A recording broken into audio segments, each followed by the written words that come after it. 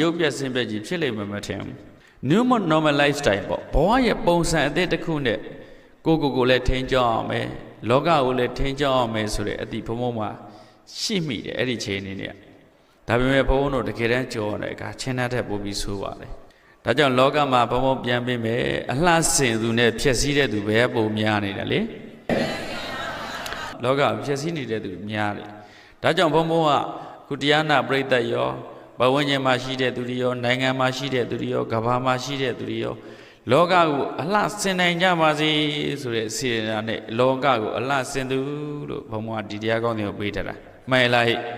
လောကလို့ပြောလိုက်ရင်လောကက၃ပါးရှိတယ်တဲ့လောကမနှစ်ပါးရှိတာတော့နံပါတ်1ကတတ္တလောကနံပါတ်2ကဩကာသလောကနံပါတ်3ကသင်္ခါရလောကတဲ့လောကဘယ်နှပါးရှိလဲတတ္တလောကဆိုတာသက်ရှိတွေနေထိုင်တဲ့လောကပေါ့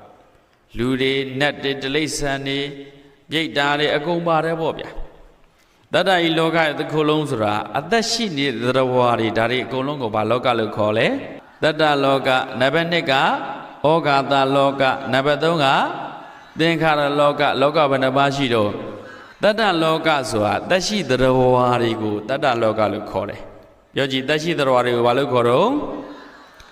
နောက်နံပါတ်2ကဩဃာတလောကအဲ့ဒီသက်ရှိသရဝါတွေမိတင်းနေထိုင်တဲ့ရေမြေတောတောင်သမုဒ္ဒရာပင်လယ်ချောင်းမြောင်အင်းအိုင်လူဘုံနတ်ဘုံဆိုတဲ့ဘုံဌာနတွေနေရာထိုင်ခင်းတွေ